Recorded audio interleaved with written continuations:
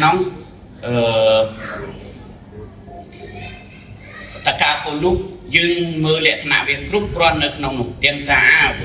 ទាំងពីហាប់លីឡាហ៊ីជាមីអាទាំងពីរវតតក្វាពេលដែលពាក្យប៉ុននឹងតកាហ្វូយើងឃើញមាននៅក្នុងអាយៈទីតែម្ដងវិស័យអប់រំវិស័យសិក្សាជួយគ្នាដូចជាអាចតកាហ្វូពេលក្រោយអាចជួយបណ្ដុះបណ្ដាលគ្រូឲ្យមានជំនាញឬតែល្អប្រសើរជួយបណ្ដុះបណ្ដាលឬក៏ជួយរៀនផ្នែកអាហារូបករណ៍ពិធីចាក់អនុសរណៈនៃការយោគយល់គ្នារវាងសាលាអន្តរជាតិអល់រ៉ហ្មា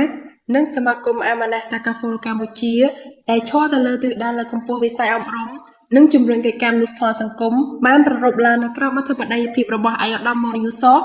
ជាតំណាងរាជមណ្ឌលត្បូងឃ្មុំនិងជាប្រធានកិត្តិយសនៃសមាគមអាម៉ាណាស់តាកាហ្វូលកម្ពុជាប្រចាំខេត្តត្បូងឃ្មុំពិធីនេះធ្វើឡើងនៅព្រឹកថ្ងៃសៅរ៍ទី27ខែកញ្ញាឆ្នាំ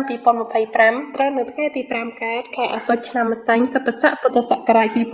2569នៅភូមិស្ទឹងឃុំកោងកាងស្រុកពញាក្រែកខេត្តត្បូងឃ្មុំលោកសេនរំលីប្រធានសមាគមសប្បុរសធម៌ដើម្បីអភិវឌ្ឍកម្ពុជាបានផ្ដល់មតិស្វាគមន៍យ៉ាងកក់ក្ដៅទៅកាន់វត្តមានរបស់ថ្នាក់ដឹកនាំគ្រូបង្រៀនខ្មែរអ៊ីស្លាមសមាជិកសមាជិកានិងមន្ត្រីភ្នាក់ងារប្រចាំខេត្តព្រមទាំងមន្ត្រីឥណទានរបស់ធនាគារអ៊ីស៊ីដានិងជាពិសេសគណៈអធិបតីនៃកម្មវិធីជាមួយគ្នានេះដែរលោកសេនរំលីក៏បានកោតសរសើរចំពោះស្នាដៃនិងសកម្មភាពរបស់សមាគមអាម៉ាណាស់តាកាហ្វូលកម្ពុជា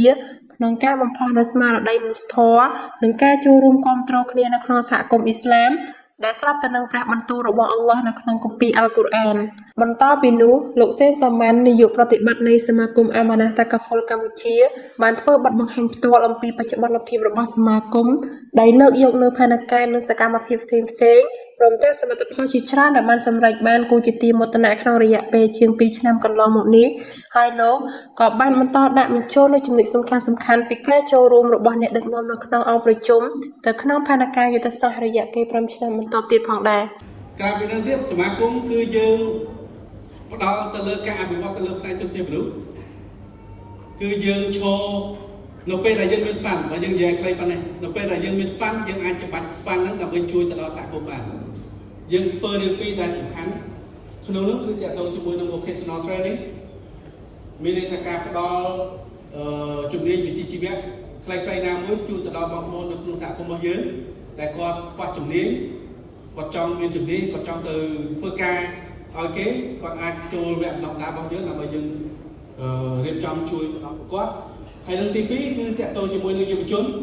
យើងមានវគ្គបណ្ដុះបណ្ដាលសម្រាប់យុវជនយើងមានឱកាសការងារសម្រាប់យុវជនឬក៏យើងមានការផ្ដល់ជាកម្ចីការសិក្សាសម្រាប់យុវជនមិនត្រឹមតែប៉ុណ្ណោះលោកក៏បានធ្វើការបញ្ជាក់បន្ថែមថា